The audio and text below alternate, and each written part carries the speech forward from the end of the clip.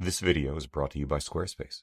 From custom domains to beautiful websites using their easily customizable templates that you can have up and running in minutes, e-commerce, email and email marketing, SEO, analytics, and scheduling, Squarespace does it all and has done it for us for the last 10 years. If you are a small to mid-sized business in any industry, Squarespace is the place to go for all of your website needs. Hop over to www.squarespace.com/Hugh for a free trial. And if you like what you see and want to move forward, receive 10% off your first order by using the discount code Hugh at checkout. Thanks, Squarespace.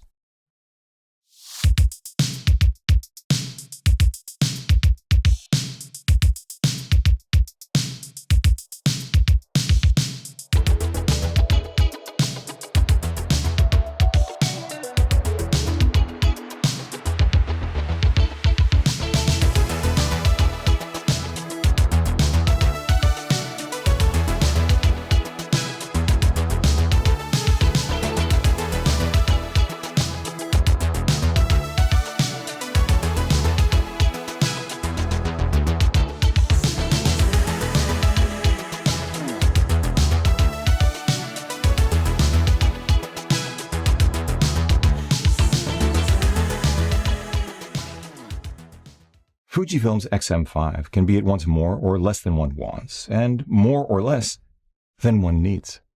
Of course, one could simply chalk this up to different strokes for different folks, and in the end, this is correct. It's just that I don't think I have been quite so struck by this particular thought, testing any other camera I've ever had in hand.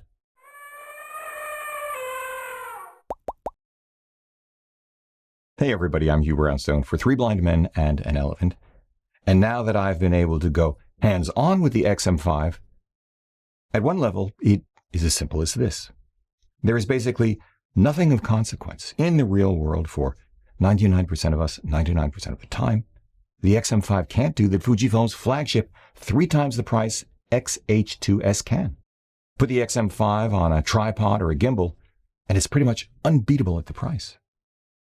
How enjoyable it is to work with the X-M5 in hand is another matter entirely. Not that this stopped me from experiencing the joy of and feeling grateful for the ability to carry it around for hours on the streets of New York without any sense of schlepping, no back or shoulder pain whatsoever, even when mated to their 410-gram, $1,200 16-55 2.8 Mark II to capture image quality like this.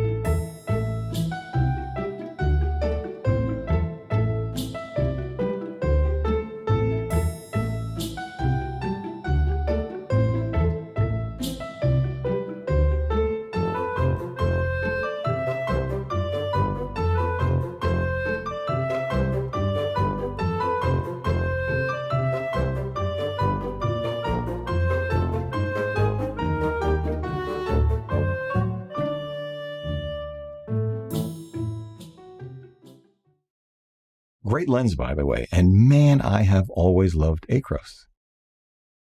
Moving on. It is not uninteresting that Fujifilm has clearly articulated content creators as the target audience for the X-M5. I like that their positioning begins with people rather than technology.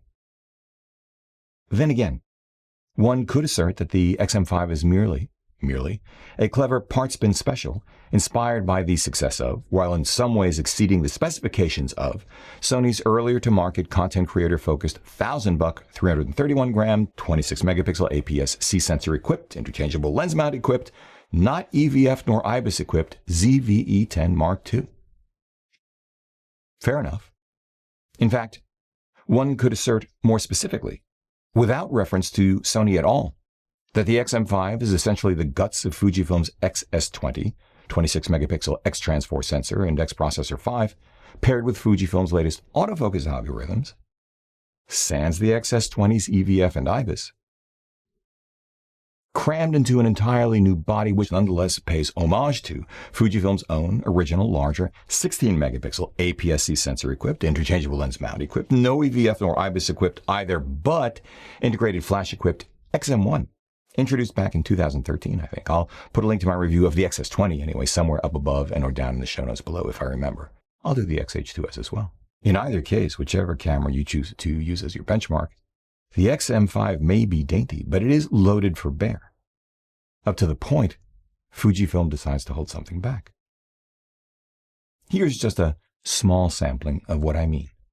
While the X-M5 and XH2S can record internally up to 6.2K 30p, the XH2S can do so between 360 and 720 megabits per second, while the X-M5 tops out at 200 megabits per second.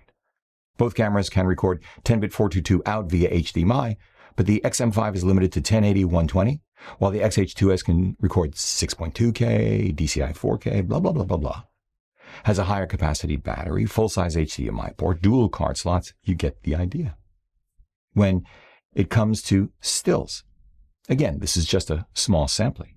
The X-M5 tops out at 1/4000th of a second mechanical shutter speed, while the XH2S's maximum mechanical shutter speed is one stop faster at 1/8000th of a second. I think they both go to 1/32,000th of a second electronically. The X-M5 tops out at 20 frames per second maximum burst rate, while the XH2S can do twice that. Again, you get the idea. From a content creator's perspective, however, which is generally understood to mean video creator, and thus, for example, taking into account YouTube, Instagram, or TikTok compression, TikTok's suddenly relevant again. Don't get me started. Audience attention span, plus all of the time and processing overhead required in post for 6K anything, raw anything, hey, even 10-bit 422 anything, one might suppose internal recording at no more than plain Jane 8-bit 420 4K 60p is more than enough almost all the time. I tend to agree. I shoot in 4K 8-bit 420 24p. And when it isn't, say because a content creator might want to shoot even more dramatic, slower slow motion, one might wonder if audiences would really see or appreciate the difference between HD 120 and 4K 120, 4K 120 and 4K 60p slowed to quarter speed using something like Apple's Smooth Slow-Mo, especially given the 12 square inches or so of a smartphone screen on which so many of the 5 million hours of video uploaded to YouTube every week are consumed. I do. As for the ordinary talking head videos, which is what most YouTubers do most of the time, because it is both efficient and effective, well, of course you knew this was coming, right? You're seeing precisely what the X-M5 can do right now, again matched with the company's second generation XF16-55 f2.8 Mark II, because I'm using it to record this video, vlog mode, 4K LP 24p. But would I or anyone else truly need this excellent lens instead of the smaller, lighter, and just $100 more than the body alone when bought as a kit? I'm talking about the XC15-45 f3.5 to 5.6. Need? No. Want? Well, yeah, actually, resolution aside, I'm sure it's fine. The XC offers the equivalent field of view and shallowest depth of field of, call it a full frame 24-70 f5.6 to f8. It is literally the case that the difference in depth of field between f4 and 5.6 in this particular setting is a bridge too far for me. Finally, for today, one could assert, for competitive purposes, that the X-M5 is A, A higher burst rate, higher flash sync speed, mechanical shutter equipped, 2 stops faster, electronic shutter equipped, prettier to look at, more fun to experiment with, more keenly priced answer to Sony's ZV-E10 Mark II. B. A far more keenly priced, considered and executed APS-C answer to Panasonic's $1,400, 405 gram, 24 megapixel, full-frame sensor-equipped, interchangeable lens mount equipped, no EVF, no headphone jack for sake, but IBIS-equipped Lumix S9. Let's think about this. Because while the X-M5's fundamental technical capabilities are extraordinary for its price and size, the X-M5 indeed distinct from the ZV-E10 and S9 on the basis of industrial design, emphasis, and price.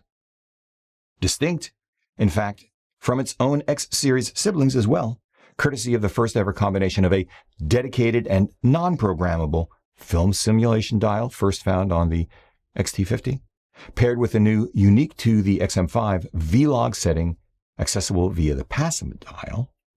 The X-M5 is so tiny, the lovely retro modern physical controls bunched together so tightly that I could barely get the Q button to function using a fingernail, forget about using it with gloves. B. So light that physics and the awkward center of gravity with the 16 to 55 attached practically dictated I carry it around by the lens rather than the camera, which I didn't really mind. And C.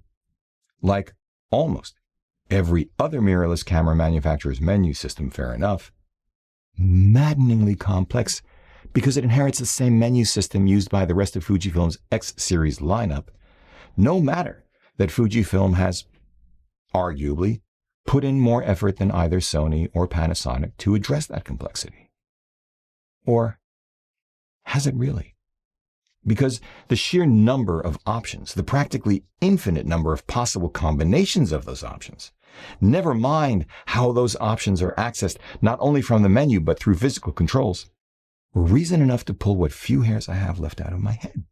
That frustration only grew when it turned out that even rudimentary settings, in default mode at that, are sometimes unpredictably considered placed, or worse, unavailable at all, at least from a practitioner's perspective. Unlike the X-T2, for example, which I loved, as soon as you take the X-M5 out of the box, there is no obvious way to set ISO via a physical control. There's no ISO dial. Once you put in a charged battery, there is still no obvious way to set ISO through software if you pull up the quick menu in any of the 4 basic modes found on the PASM dial, which most of us are likely to do the first time out. No ISO, no way to access 1/3 of the exposure triangle. It is only when one switches to the new V-Log mode that the ISO finally shows up somewhere, in this case, the quick menu. It is only when one switches to the new V-Log mode that the ISO finally shows up in the quick menu. It is only when a light bulb goes off and one tries pressing the front scroll wheel to see if doing so brings up other functions, which it does. And at that point, ISO reveals itself as one of 3 parameters that can be adjusted along with film simulation. And again, depending on mode, shutter speed, aperture, or program shift. There are other systems that are better implemented, but hey, if you're already a long-time Fujifilm person, none of this may be particularly new to you. Another example.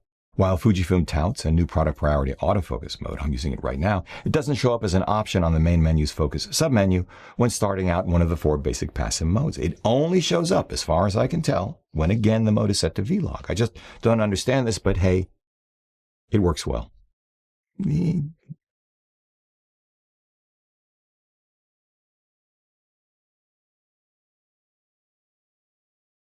The long and short of it is that I found the potential of the X-M5's technology greatly diminished by my experience of the envelope for it. Of course, like all modern cameras, one can customize the heck out of the X-M5, and in any case, your mileage may vary, and that's fine. But the physical experience of the X-M5 bothered me so much that while I'd initially wondered before going hands-on with it whether or not it just might be a Lumix S9 killer, to my astonishment, now I think perhaps not. The S9's in-body image stabilization that the X-M5 lacks, like Sony's, it's digital only, the S9's higher resolution rear panel, the S9's better autofocus, the S9's now unlimited 4K recording rather than the 50-minute limit of the XM5, coupled especially with the S9's marginally larger and heavier, but notably more comfortable body with its more generously spaced, accessible, and clearly labeled controls.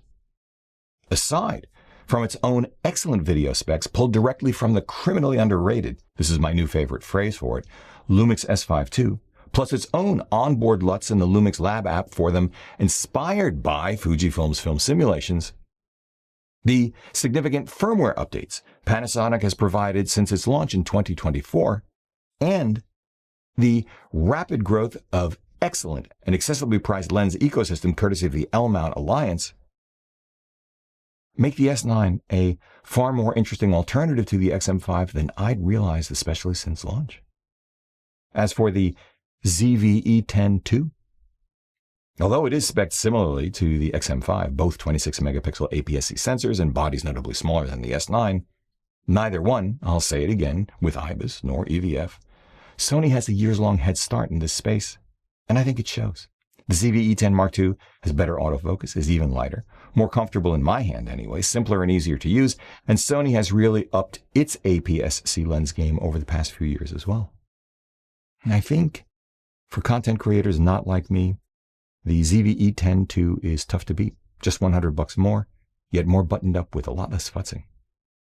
Bottom line, when it comes to the competition, many of us may still prefer the XM5, but the very existence of the XM5 may also cause many of us to take a second look at the S9, the current ZV-E10 Mark II, or whatever ZV model comes next from Sony, and that may lead to a different purchase decision. But here's the rub.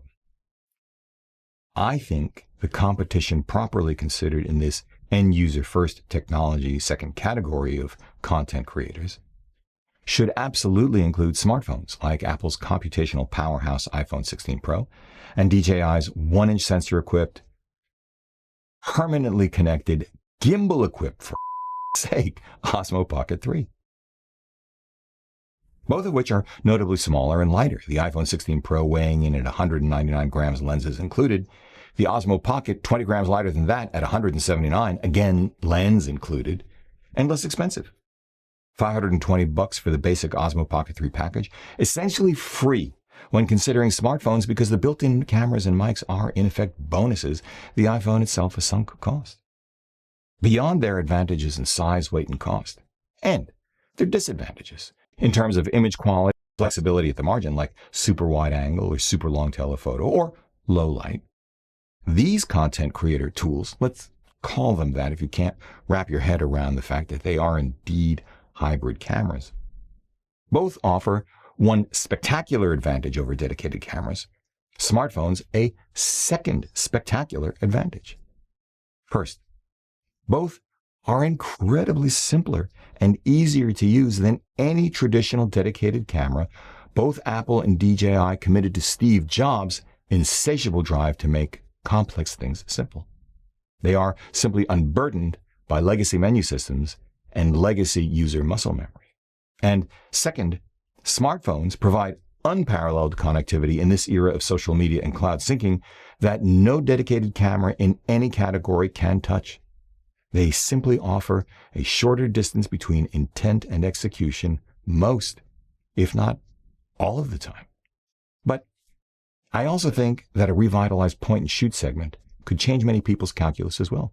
That's because, just as I was about to record this video, I remembered the review I did last year of Leica's $1,600, now 7-year-old 17-megapixel Micro Four Thirds sensor-equipped, contrast-detect only autofocus equipped, marginally larger but significantly lighter Deluxe 8 with integrated, call it full-frame equivalent 2040-70 3.4 to 5.6. Which is not in the same league optically or mechanically as the 16-55 Mark II, but I found the Deluxe 8 fit for purpose and lovely in hand as a stills camera for anyone not printing larger than, say, 17-22. Most of us don't.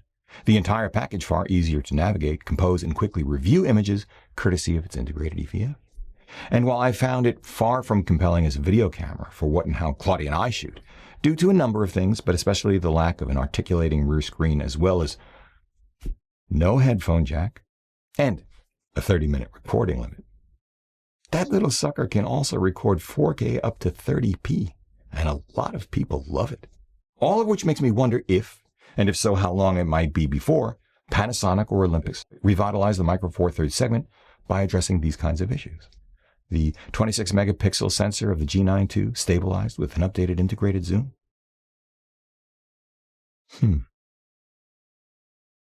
I'll wrap it up this way. The X-M5 is in fact a technical and financial tour de force in a tiny, keenly priced package brought to market by one of the best and most highly respected manufacturers in the industry.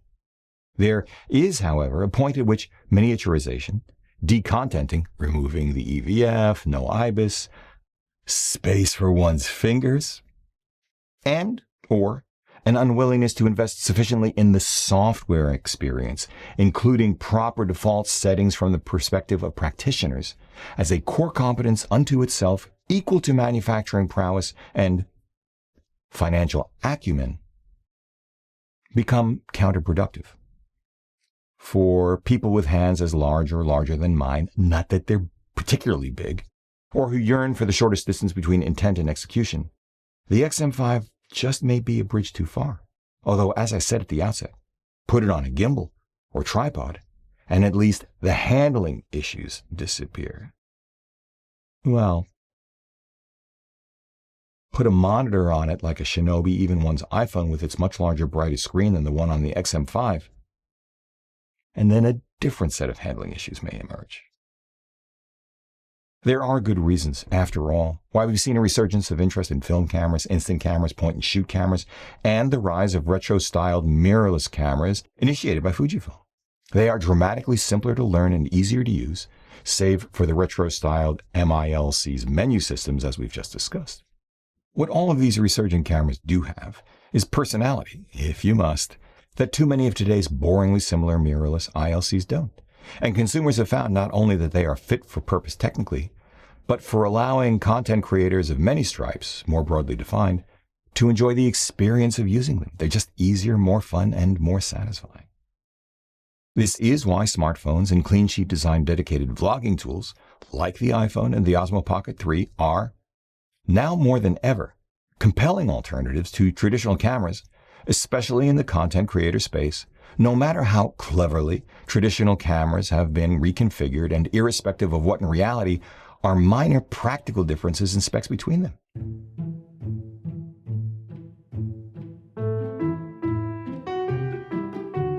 And that is because in the real world, 99% of us, 99% of the time, don't come close to what the highest end specs can do. What we actually need most these days is simpler, easier, faster, and less expensive. Apple and DJI get this. None of the major camera companies get this to the same degree. As to whether the X-M5 is right for you, I have no idea. Which is why I'd really love to read your thoughts, your priorities and considerations as you ponder it in the comments section below. If you don't mind, by the way, it would be great if you were to start by including your approximate age, how good or bad is your eyesight, and both the size and dexterity of your fingers. Seriously, I suspect these characteristics, outside of budget, just may be the most important determinants of who will and will not love it. And that's that. This video is brought to you by Squarespace. From custom domains to beautiful websites using their easily customizable templates that you can have up and running in minutes, e-commerce, email and email marketing, SEO, analytics, and scheduling, Squarespace does it all and has done it for us for the last 10 years. If you are a small to mid-sized business in any industry, Squarespace is the place to go for all of your website needs. Hop over to www.squarespace.com/Hugh for a free trial. And if you like what you see and want to move forward, receive 10% off your first order by using the discount code HUGH at checkout. Thanks, Squarespace. If you like what you've seen here today, please give a thumbs up, subscribe to the channel, join the conversation in the comments section below because this is an exceptional audience. If you'd like help with a portfolio review, gear selection, finding or honing your artistic voice, sign up for a one-on-one mentoring video call via Zoom at 3bmep.com/booking. Finally, please consider supporting our work by using the no-cost to you affiliate links down below, sending us coffee money via PayPal, or most especially, joining us on Patreon, links down below as well. However you choose to support us, as always, we thank you for it.